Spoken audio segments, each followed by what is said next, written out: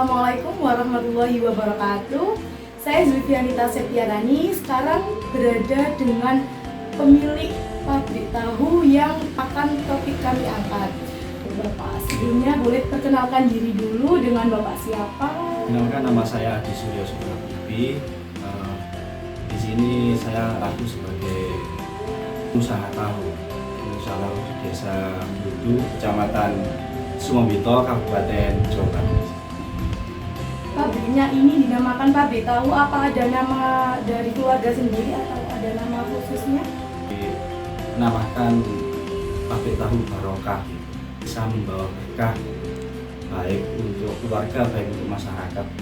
Kalau dari pabriknya ini sudah berapa lama berdirinya Bapak? Dan bisa diceritakan sedikit awal mula usahanya ini dibangun atau dirintis? Ya, sebenarnya dulu itu sejak berdirinya pabrik itu tahun 2006 sampai sekarang berdiri. Sebenarnya pabrik ini sudah turun-temurun dari almarhum bapak saya, kemudian sekarang ke anak-anaknya. Untuk buatannya sendiri Bapak, ini apa saja sih bahan baku atau bahan utamanya dari tahu itu? Kalau bahan baku tahu itu ya yang pokoknya itu adalah kedelai, juga tahu. Kalau dari bahannya tadi sudah ada, nanti bagaimana Bapak? Dari awal mulai kedelai nanti sampai menjadi tahu. Menjadi sebuah tahu itu prosesnya ya cukup panjang, sekitar proses dari mulai perendaman itu ya sekitar 4 jam. Jadi 2 jam itu mulai perendaman dari kedelainya. Jadi kedelai itu kering, kemudian direndam. Selesai perendamannya nanti masuk ke penggilingan.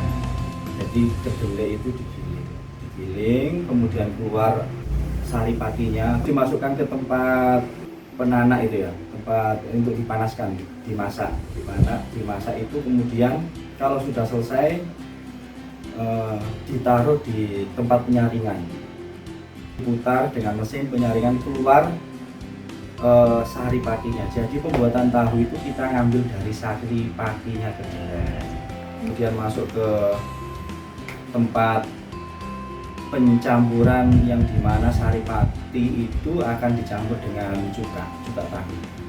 Kalau sudah dikasih cuka itu nanti penggumpalannya itu cepat, jadi menggumpal jadi tahu. Kemudian tahu itu akan ke bawah dan cukanya akan ke atas lagi, memisahkan diri. Kemudian diambil cukanya, disimpan lagi, dan tahu yang ada di bawah itu diambil untuk dicetak menjadi kotak-kotak. Yang saya ketahui itu dari Jombang, ini kan khas tahunya itu tadi ya Bapak. Dari Sidoarjo, di Surabaya itu rata-rata yang dipakai itu tahu khas Jombang. Nah, mungkin ciri khas apa sih yang membedakan dari pabrik tahu Bapak ini dengan tahu lainnya? Kalau saya membedakan dari pabrik lain sih, saya juga belum tahu. Maksudnya kalau di pasar, saya sering lihat di pasar itu banyak yang cari tahu Jombang itu. Ternyata kalau dari tahu yang bukan dari Jombang itu berbeda mungkin ya rasanya. Rasanya kalau di Jombang itu tidak ada kecut. Nah, rasanya tahu itu tidak ada kecut, tidak ada pahit. Kemudian pada waktu digoreng itu mengembang. Itu yang mungkin khasnya.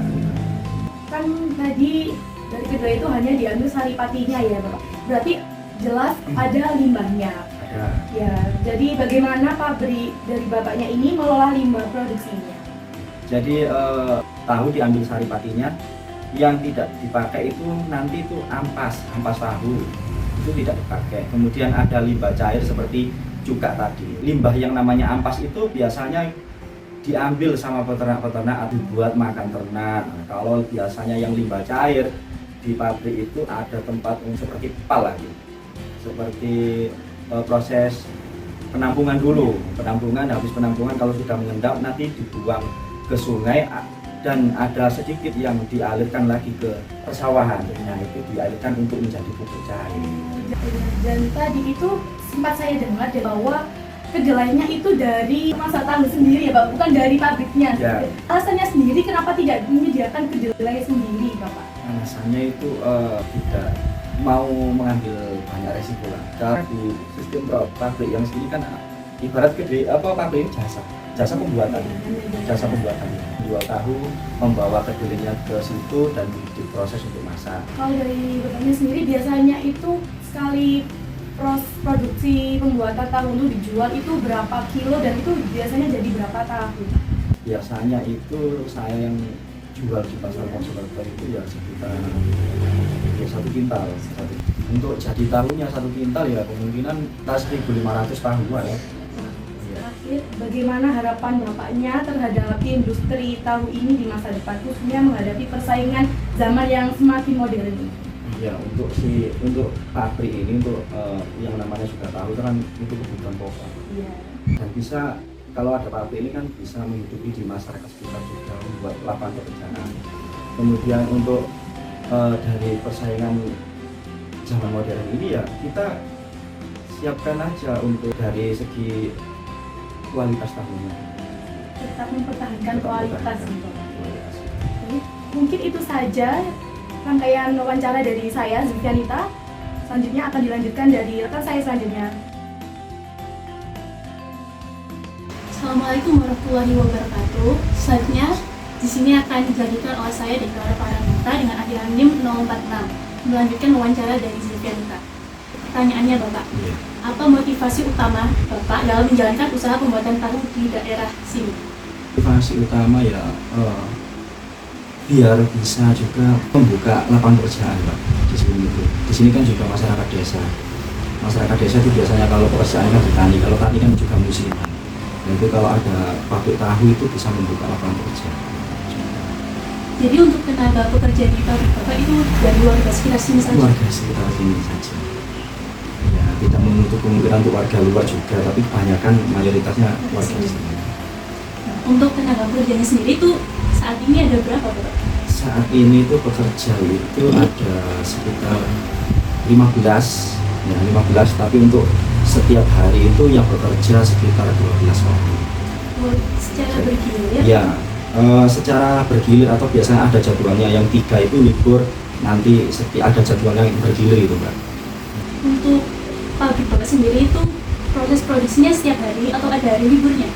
Iya, kalau tahu itu kembali lagi untuk makanan pokok, jadi pabrik tahu itu setiap hari, kecuali cuma kalau kemarin libur hari raya itu libur, cuma hari-hari yang tertentu yang libur.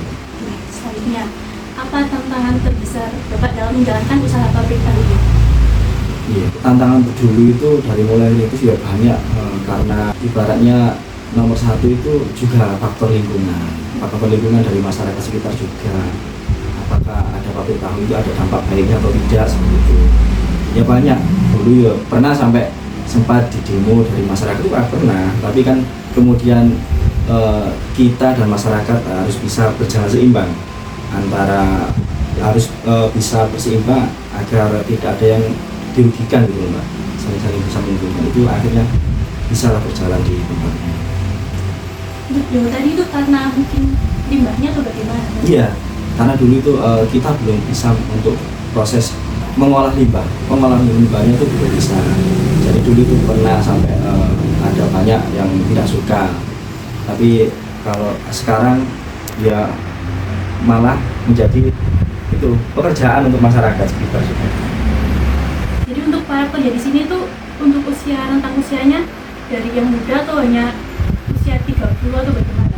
Tidak, kalau di sini itu usia itu di pabrik itu ya usia orang bekerja kan 21 tahun gitu, 21 tahun itu bekerja. Lalu sampai saat ini apakah ada peran pemerintah dalam mendukung pabrik tahu Bapak? Kan pemerintah itu belum, tidak ada sih. Artinya menurut Bapak ya, bagaimana cara terbaik untuk mempertahankan dan mengembangkan produksi tahu khas Jombang Bapak? Iya, memberikan kualitas yang baik untuk pabrik, untuk cita rasa itu harus tetap dijaga. Nah, itu ya Pak. Iya. Apa pesan dan harapan Bapak terhadap pemerintah dan masyarakat sekitar terkait pelestarian industri tahu di desa ini? Peran pemerintah sih harus bisa nanti ada seperti pembuatan kayak perkumpulan atau komunitas atau seperti koperasi itu bisa dipakai. Untuk masyarakat sendiri sih juga banyak yang mendukung lah. Karena di sini kan kalau setiap desa itu ada banyak pabrik, pasti kan banyak lapangan pekerjaan. Sepertinya sudah cukup wawancara kami hari ini, Bapak. Terima kasih atas waktunya. Assalamualaikum warahmatullahi wabarakatuh.